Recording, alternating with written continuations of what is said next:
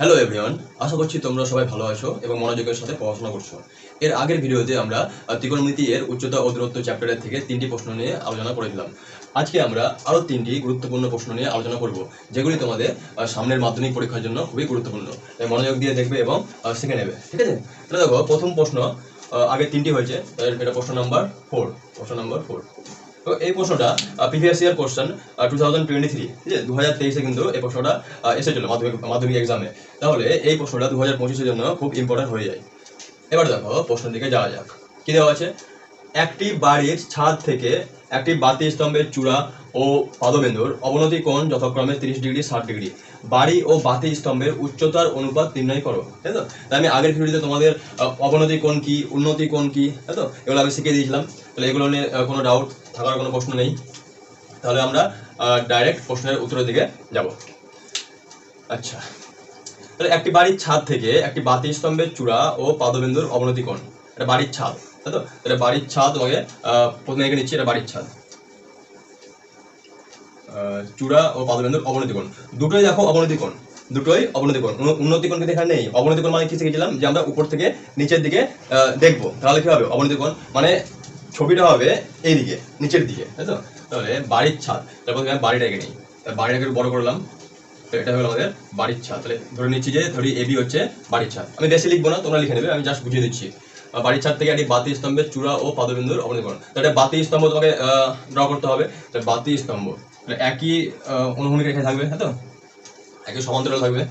বাতি স্তম্ভ, বাতি স্তম্ভকে দিচ্ছি বাতি স্তম্ভ, ঠিক আছে, বাতি স্তম্ভ। আচ্ছা, বাতি স্তম্ভ নাম দিয়ে দিলাম সিডি, সিডি। এবার বাতি স্তম্ভের চূড়া ও পাদবিন্দুর অবনতি কোণ। তাহলে বাড়ির ছাদ থেকে, তাহলে বাড়ির ছাদ কোনটা? বাড়ির ছাদ হচ্ছে আমাদের এখানে এ। তাহলে বাড়ির ছাদ থেকে বাতি স্তম্ভ, মানে সিডিকে ধরেছি বাতি স্তম্ভ। তাহলে বাতি স্তম্ভের চূড়া ও পাদবিন্দু, চূড়া হচ্ছে সি আর পাদবিন্দু হচ্ছে ডি। তাহলে চূড়া ও পাদবিন্দুর অবনতি কোণ যথাক্রমে 30 ডিগ্রি ও 60 ডিগ্রি। 30 ডিগ্রি ও 60 ডিগ্রি অবনতি কোণ, তাই তো? চূড়া ও পাদবিন্দু। তাহলে চূড়া এখান থেকে, বাড়ির ছাদ থেকে এই চূড়াটাকে জয়েন করো, এটা হয়ে গেল। আর চূড়া ও পাদবিন্দুর অবনতি কোণ, এটা একটা হয়ে গেল। আরেকটা হবে আমাদের এখানে চূড়া ও পাদবিন্দুর অবনতি কোণ। এবার দেখো, অবনতি কোণ যদি আমাকে ড্র করতে হয়, মানে লিখতে হয় কোণটাকে, তাহলে কি করতে হয়? উপরে একটা কিন্তু আমাদের হবে অনুভূমিক রেখা ড্র করে নিতে হয়, এরকম হবে, তাই তো? তাহলে এইটা দেখো, চূড়ার অবনতি কোণ কত ছিল? 30 ডিগ্রি। তাহলে চূড়া এটা ছিল, তাহলে এর অবনতি কোণ কত হবে? 30 ডিগ্রি। দেখো 30 ডিগ্রি কোণ করে দিয়েছি। আর দেখো তোমার হচ্ছে পাদবিন্দুর অবনতি কোণ, 60 ডিগ্রি। তাহলে 60 ডিগ্রি মানে কোনটা হবে? এখান থেকে শুরু করে অবধি, এটা হবে আমাদের 60 ডিগ্রি। তাহলে এই হচ্ছে আমাদের প্রশ্ন, মানে প্রশ্ন যেটা বলেছিল সেটা কিন্তু আমরা ড্র করে নিলাম। এবার দেখো, এটাকে আমাদের যুক্ত করতে হবে। কেন যুক্ত করতে হবে?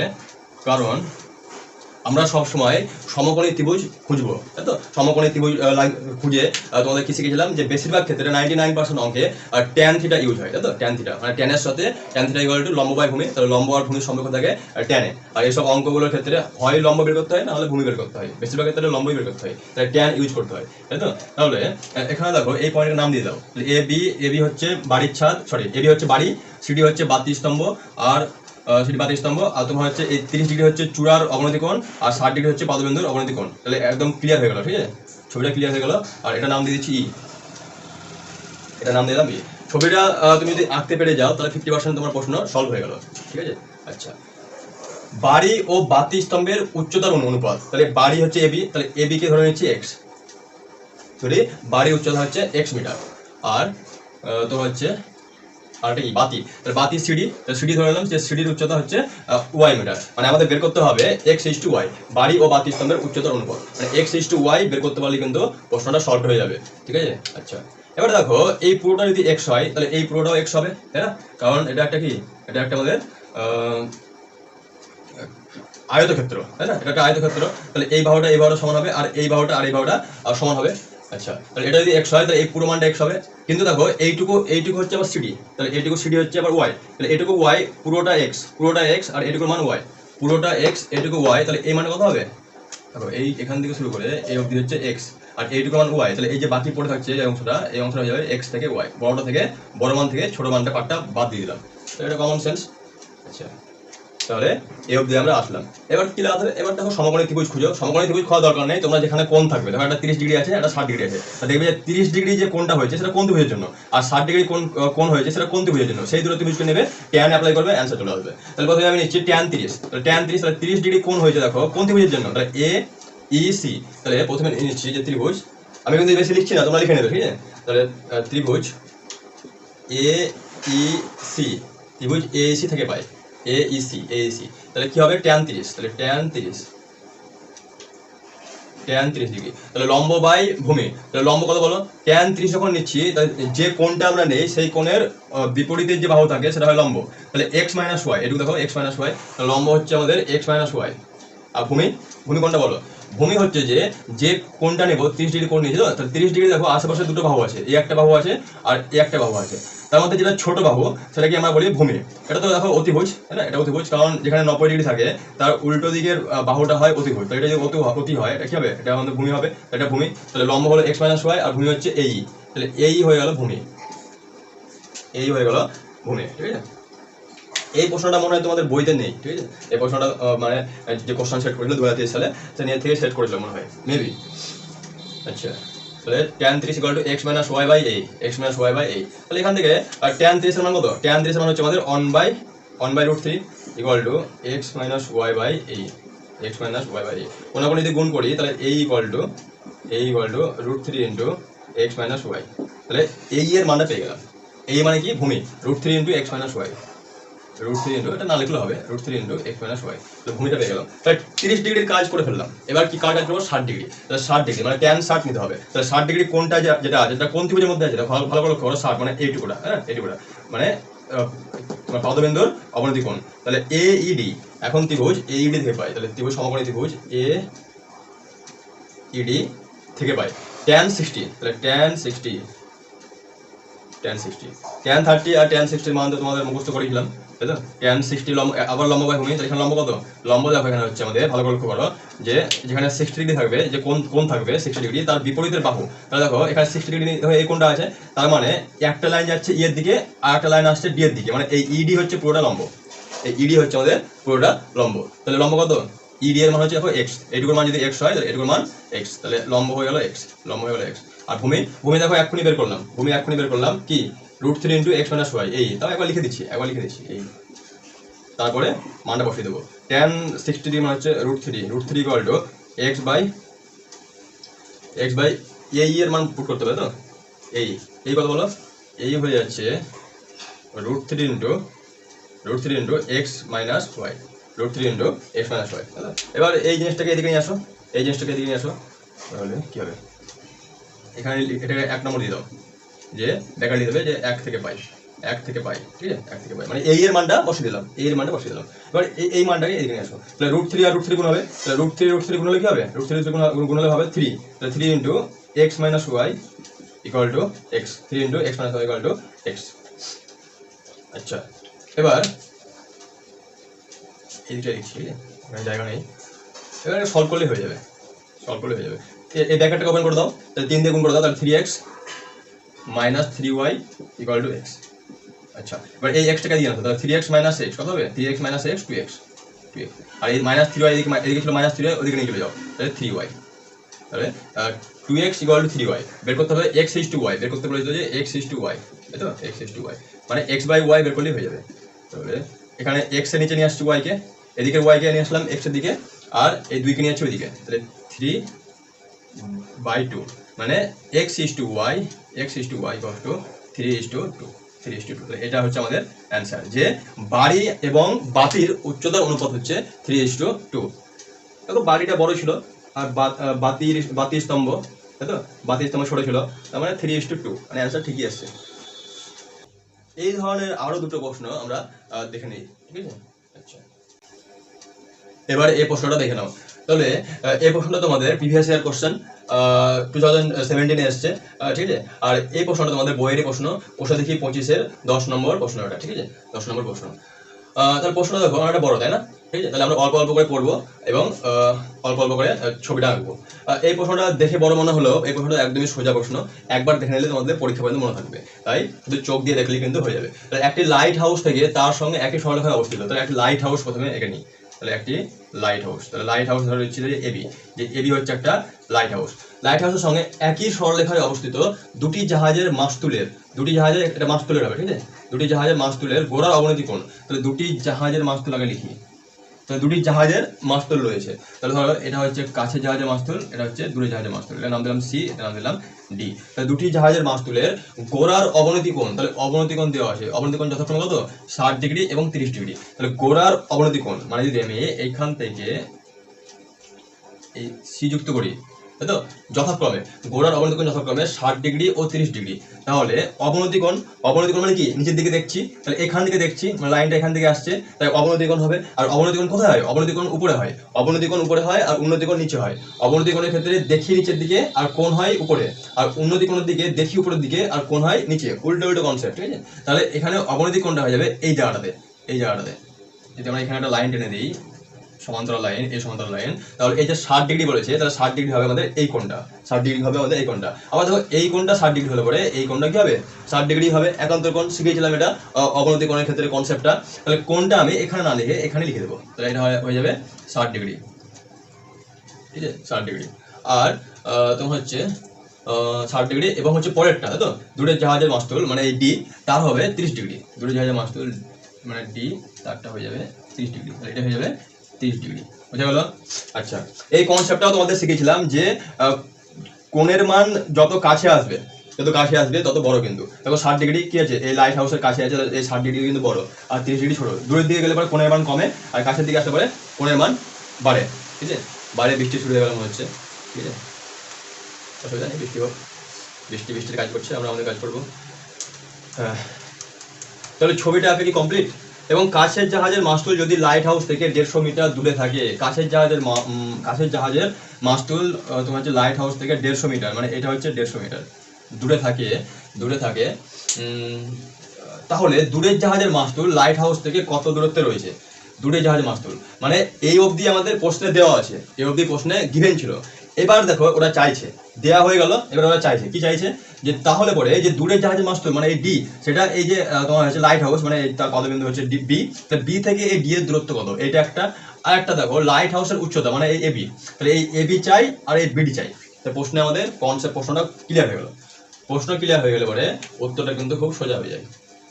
তাই আমাদের কিন্তু প্রশ্নের দিকেই বেশি টাইম দিতে হবে। এবার কি শিখেছিলাম তোমাদেরকে, যে কোন যেখানে দেখবে যে একটা 60 ডিগ্রি একটা 30 ডিগ্রি, সেই কোনটাকে নিয়ে যে ত্রিভুজটা উৎপন্ন হচ্ছে সেই ত্রিভুজটাকে নিয়ে ট্যান থিটা ইউজ করলে কিন্তু অঙ্কগুলো সলভ হয়ে যাবে। তাহলে আমরা প্রথমে এই 60 ডিগ্রি নেব। তাহলে 60 ডিগ্রি কি আছে, এবিসি ত্রিভুজের মধ্যে এই 60 ডিগ্রি রয়েছে, তাই তো। তাহলে এবিসি সমকোণী ত্রিভুজ থেকে পাই, তাহলে এবিসি সমকোণী ত্রিভুজ থেকে পাই, সমকোণী ত্রিভুজ এইভাবে লিখি, তাই তো, এবিসি সমকোণী ত্রিভুজ।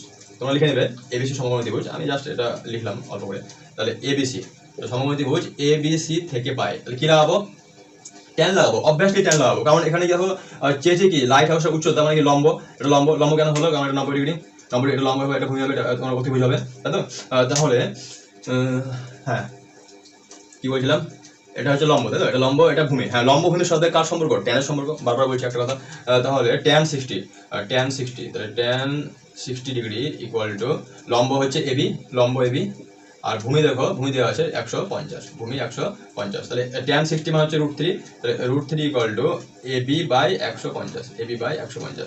এবার 150 থেকে নিচে কি আছে, ভাগ আছে, তাহলে ভাগ থাকলে এদিকে আসলে কি হবে, গুণ হবে, তাহলে এদিকে নিচে আসো, তাহলে 150 √3 ইকুয়াল টু এবি। মানে আমরা উচ্চতা পেয়ে গেলাম, কার উচ্চতা পেয়ে গেলাম? লাইট হাউসের উচ্চতা পেয়ে গেলাম, সেটা কত হলো? 150 √3, তাহলে এটা হয়ে গেল আমাদের 150 √3, তাহলে একটা অ্যান্সার হয়ে গেল। 150 √3 কি হবে, মিটার হবে কি হবে, কোনো তো একক দেওয়া নেই, তাহলে 150 √3 ওটাই লিখে দেবে, তাহলে এটা একটা অ্যান্সার, এটা আমাদের একটা অ্যান্সার, এটা ঘুরিয়ে লিখে দেবে, এটা ঘুরিয়ে লিখে দেবে যে এবি ইকুয়াল টু দেওয়া আছে মনে হচ্ছে 150 মিটার, মানে একক মিটারে আছে, তাহলে এটা মিটারে আসবে 150 √3 মিটার, এটা একটা অ্যান্সার হলো, ঠিক আছে। এবার চাই যে বিডি মানে দূরের জাহাজের মাস্তুল তোমার হচ্ছে লাইট হাউস থেকে কত দূরে রয়েছে, কাছেরটা তো 150 মিটার দূরে রয়েছে, তাহলে দূরেরটা কত দূরে রয়েছে সেটা বের করতে বলা হয়েছে। তাহলে এটা তো 150, এটা 150। যদি আমরা এইটুকুর মান বের করতে পারি তাহলে হয়ে যাবে। 150 এর সাথে এটাকে কি করবো, এটা প্লাস করে দেবো, প্লাস করলে অ্যান্সারটা চলে আসবে, তাই তো? বোঝা গেল? তাহলে আমরা ধরে নেবো যে সিডি হচ্ছে এক্স। তাহলে ধরে নেই যে সিডি এর মান এক্স। তোমরা লিখবে, আমি কিন্তু বেশি লিখছি না, কারণ বেশি লেখার জায়গাও নেই, বেশি লিখতে গেলে টাইম নষ্ট হবে। আচ্ছা, এবার এবি কি লাগবে? এবি লাগতে পারে, ঠিক আছে। এবার কি নেবো, 30 ডিগ্রি বেঁচে আছে, তাই 30 ডিগ্রি তুই ভাই বেঁচে আছিস, তোকে ইউজ করবো দাঁড়া, এই কষ্ট পাস না। তাহলে এবিডি, তাহলে ত্রিভুজ এবিডি, তাই না? 30 ডিগ্রি দেখো, এখান থেকে লাইন একটা এ দিকে, এখান থেকে লাইন একটা বি দিকে, তাহলে ত্রিভুজ এবিডি। তাহলে সমকোণী ত্রিভুজ এ বি ডি থেকে পাই, তাহলে কি লাগাবো? ট্যান, তোমরা বলো ট্যান 30, ট্যান 30, ট্যান 30। অঙ্ককে এভাবে ভালোবাসে অঙ্ক করতে হবে, তাহলে অঙ্ক তোমাকে ভালো হবে, ঠিক আছে?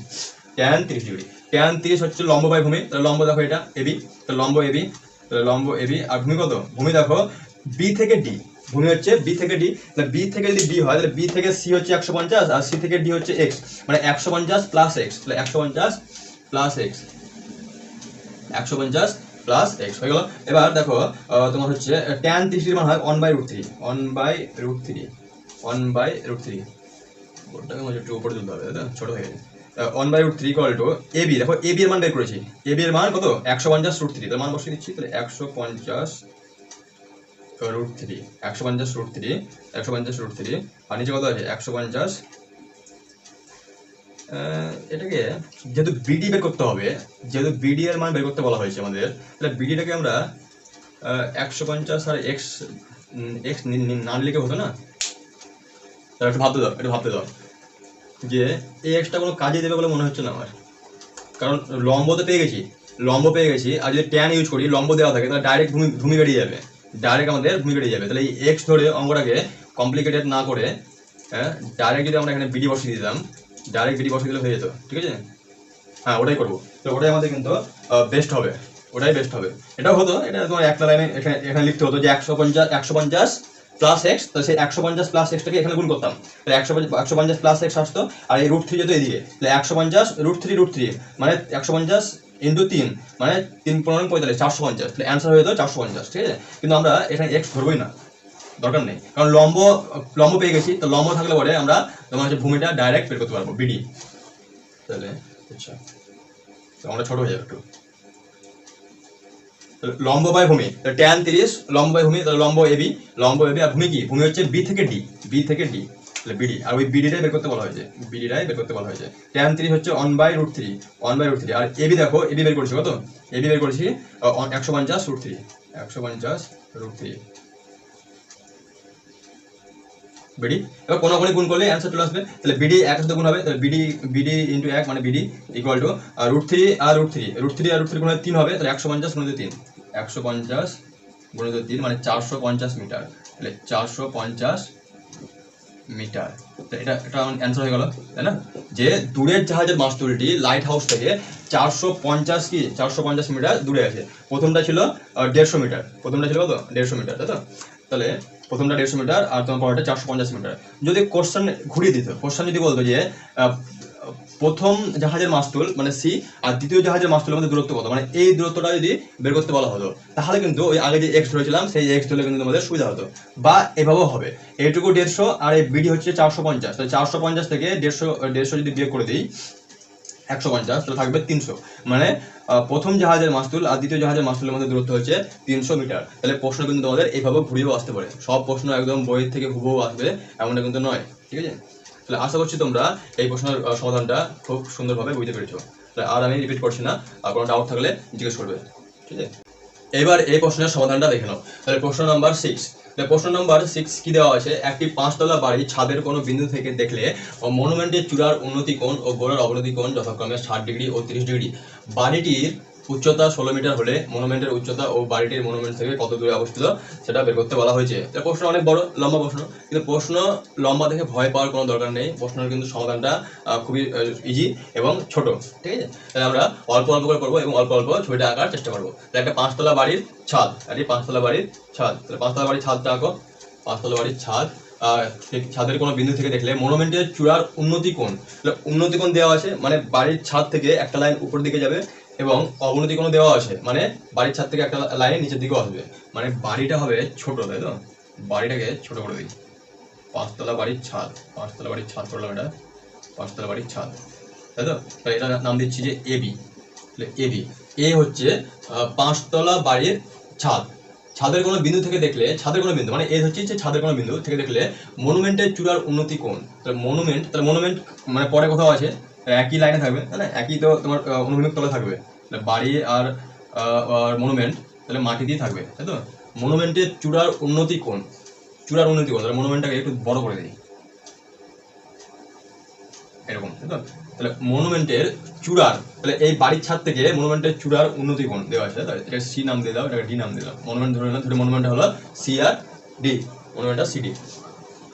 উন্নতি কোণ, তাহলে এইখান থেকে বাড়ির ছাদ থেকে মনুমেন্টের চূড়ার উন্নতি কোণ কত দেওয়া আছে? 60 ডিগ্রি। 60 ডিগ্রি দেখছি উপরের দিকে, আর কোণটা কত হবে? নিচে হবে, মানে এই জায়গা। তাহলে এই জায়গায় কোণ কি করে করবো? একটা অনুভূমিক রেখা এবার টানতে হবে, টানলাম। তাহলে এটা হচ্ছে আমাদের কত? এটা হচ্ছে 60 ডিগ্রি। একটা হলো ও গোড়ার অবনতি কোণ, গোড়ার মানে বাড়ির ছাদ থেকে মনুমেন্টের গোড়া মানে ডি, তার অবনতি কোণ কত? অবনতি কোণ দেওয়া আছে 30 ডিগ্রি। তাহলে এখান থেকে যুক্ত করো 30 ডিগ্রি। অবনতি কোণ 30 ডিগ্রি মানে কোনটা? মানে এইটুকুর মান 30 ডিগ্রি, এটা 30, তাই তো? অবনতি কোণ কি হয়? অবনতি কোণ উপরে হয় আর উন্নতি কোণ নিচে হয়। তাহলে এটা যদি 30 হয় তাহলে এটাও 30 হবে। একান্তর কোণ, অল্টারনেটিং ইন্টেরিয়র অ্যাঙ্গেল, তাই তো? একান্তর কোণ। এটা 30, এটাকে লিখছি না, এটাকে লিখবো নাকি এটা লিখলে ভালো হবে? কোনটা বেটার হবে? ঠিক আছে, এটা লিখি, এখানে 30 করে দিচ্ছি, 30 ডিগ্রি। ঠিক আছে, আচ্ছা আচ্ছা। এবার এই পর্যন্ত হলো। আর কি দেওয়া আছে? বাড়িটির উচ্চতা 16 মিটার হলে, বাড়িটির উচ্চতা দেওয়া আছে, অনেক কিছু দিয়ে রেখেছে তো। 16 মিটার হলে মনুমেন্টের উচ্চতা ও বাড়িটির মনুমেন্ট থেকে কত দূরে ছিল? মনুমেন্টের উচ্চতা মানে বের করতে বলেছে, ওরা চেয়েছে যে সিডি, মনুমেন্টের উচ্চতা কত? সিডি। আর বাড়িটি মনুমেন্ট থেকে কত দূরে ছিল, মানে বাড়িটি মনুমেন্ট থেকে কত দূরে অবস্থিত, মানে এই বিডি। তাহলে এই বি আর ডি, বি থেকে ডি, তাহলে বিডি। এই দুটো প্রশ্নের উত্তর কিন্তু আমাদের বের করতে হবে। আর অনেক কিছু দিয়ে রেখেছে, তাহলে একই কনসেপ্ট। যেখানে আমরা কোণ দেখতে পাচ্ছি 30 ডিগ্রি, তাহলে সেখানে আমরা কি লাগাবো? সেখানে tan 30 লাগাবো, এখানে tan 30, এখানে tan 60, তাহলেই হয়ে যাবে অ্যান্সারটা। এখানে দেখো একটা বিন্দু দেখতে পাচ্ছি, তাহলে এই বিন্দুর নাম দিয়ে দাও। তাহলে A B C D E, এটা নাম দিলাম ই, এটা নাম দিলাম ই। এবার দেখো এ বি ডি সমকোণী ত্রিভুজ থেকে tan 30 নিয়ে নাও। তাহলে সমকোণী ত্রিভুজ এ বি ডি থেকে কি নেবো? tan 30 ডিগ্রি, tan 30, tan মানে লম্ব বাই ভূমি। দেখতে পাচ্ছি লম্ব দেওয়া আছে এবি, লম্ব এবি। এটা কি হবে? লম্ব হবে, তাই তো? এটা কি হবে? ভূমি হবে। তাহলে লম্ব হচ্ছে 16 দেখতে পাচ্ছি, আর ভূমি কত? ভূমি হচ্ছে বিডি, ভূমি হচ্ছে বিডি। বাহ, মানে এখান থেকে আমাদের বিডি এর মানটা বেরিয়ে যাবে, এখান থেকেই বিডি বেরিয়ে যাবে, তো খুব কঠিন নয়। তাহলে 1/√3 tan 30 1/√3, এতবার বলেছি, এটা মুখস্থ হয়ে যাবে আশা করছি। তাহলে 16/BD, কোনাকুনি গুণ করলেই অ্যান্সার চলে আসবে। তাহলে বিডি 1 আর এই √3 দিয়ে যাবে, তাহলে বিডি ইকুয়াল টু 16√3। তাহলে এটা অ্যান্সার হলো 16√3 কি হবে? 16√3 মিটার নাকি? 16√3 মিটার, তাহলে এটা অ্যান্সার। তাহলে তোমরা লিখে নেবে, তোমরা কি লিখে নেবে? যে দেয়ারফর তোমার হচ্ছে হয়ে গেল বাড়িটি মনুমেন্ট থেকে 16√3 মিটার দূরে অবস্থিত। তাহলে এটা একটা হয়ে গেল, এটা একটা অ্যান্সার পেয়ে গেলাম, তাহলে বিডি পেয়ে গেলাম। আর কি করতে হবে? সিডি মানে কি? মানে এখান থেকে শুরু করে এই ডি পর্যন্ত তোমার হচ্ছে মানটা কত হবে, মানে মনুমেন্টের উচ্চতা। দেখো এটা 16 দেওয়া আছে, মানে এটা 16 হবে, তাই না? এটুকু যদি 16 হয়, এটা 16, আয়তক্ষেত্রের বিপরীত বাহু সমান, এটা 16 হলো, মানে এইটুকুর মান পেয়ে গেলাম। তার মানে যদি আমরা এই মানটা বের করতে পারি, মানে সিই, তাহলে আমাদের প্রবলেম সলভ, তাই না? তাহলে সিই ধরে নিচ্ছি যে সি এক্স ধরলেও হবে, বা সি কে সিই ইউজ করতে পারো, না ধরলেও হবে। তাহলে কি লাগাবো? বেঁচে আছে tan 60, তাহলে tan 60 বেঁচে আছিস, ঠিক আছে, তুই এবার আয়। তাহলে tan 60 ডিগ্রি, তাহলে 60 ডিগ্রি কোন ত্রিভুজে আছে? দেখো AEC সমকোণী ত্রিভুজ। তাহলে AEC সমকোণী ত্রিভুজ থেকে পাই কি লাগাবো? tan 60 degree. তাহলে tan 60 লম্ব বাই ভূমি, লম্ব কত? লম্ব হচ্ছে CE, লম্ব CE বা EC।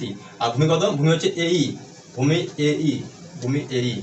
আচ্ছা, তো এখানে ভূমি হচ্ছে এই, এ থেকে এই, তাই তো? এটা ভূমি। এবার দেখো এই বিডি এর মান যা হবে, এই এর মান কি হবে? এ এর মান একই হবে, কারণ আয়তক্ষেত্রটা, তাই না? যে এই ভাউটার মান যা হবে, এই ভাউটার মানই সেমই হবে। এবার দেখো বি থেকে ডি, মানে বিডি বের করেছি কত? 16√3, তাহলে বিডি বের করা হয়েছে সেটা 16√3। তাই এখানে এক কাজ করো, একবার লিখে নিই।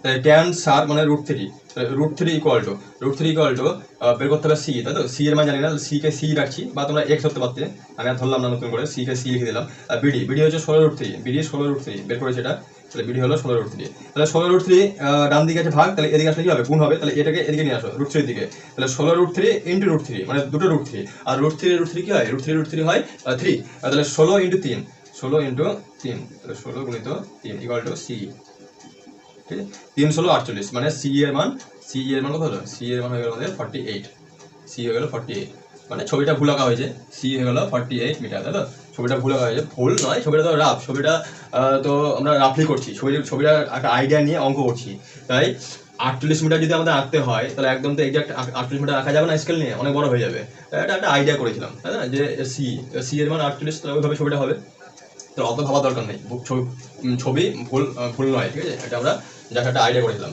তাহলে এটা হচ্ছে 16 আর এটা হচ্ছে 48, তাই তো, তাহলে সিডি কত হবে, সি থেকে ডি, তাহলে এটুকু 16 এটুকু 48 যোগ করে দাও, তাহলে সিডি হয়ে গেল 16 প্লাস 48, সিডি 16 প্লাস 48, কত হচ্ছে বলো, 8 আর 6 14, 14 4 হাতে 1, 5 4 আগে 5 আগে 6, তাহলে 64 মিটার, তাহলে 64 মিটার সিডি মানে কি ছিল, সিডি মানে ছিল মনুমেন্ট, দেয়ারফর মনুমেন্টের উচ্চতা হচ্ছে 64 মিটার সিডি, তাই তো হয়ে গেল, হয়ে গেল, সিডিও পেয়ে গেলাম। তাহলে তোমরা লিখে নেবে যে ধরি এবি হচ্ছে কি, এবি হচ্ছে পাঁচতলা বাড়ি, আর এ হচ্ছে পাঁচতলা বাড়ির ছাদ, তাই তো, আর সিডি হচ্ছে মনুমেন্ট, তাহলে এবি যদি এবি ইকুয়াল 16 দেওয়া আছে, তাহলে এবি 16 হলে পরে ইডি 16 হবে, ইডি 16, আর তোমার হচ্ছে এই অ্যাঙ্গেলটা সিএই ইকুয়াল টু 60 ডিগ্রি, আর এডি বি ইকুয়াল টু 30 ডিগ্রি, তারপরে যেভাবে লিখলাম সেভাবে লিখলে কিন্তু হয়ে যাবে, বেশি লেখা দরকার নেই, এই ধরনের প্রশ্নের কনসেপ্টটাই মেন, ঠিক আছে, অত ফর্মালিটি না দেখালেও চলবে, ঠিক আছে। তাহলে আজকে আমাদের এই পর্যন্ত থাক, তাহলে আমরা 6টি প্রশ্ন নিয়ে আলোচনা করলাম, যে 6টি প্রশ্ন তোমাদের মাধ্যমিকের জন্য খুবই গুরুত্বপূর্ণ, এবং 6টি প্রশ্ন করতে গিয়ে কিন্তু আমরা বিভিন্ন টাইপের প্রশ্ন সমাধান করেছি, মানে অন্য টাইপের প্রশ্ন আসলেও কিন্তু তোমরা এই টাইপের প্রশ্নের কনসেপ্ট দিয়ে সলভ করতে পারবে।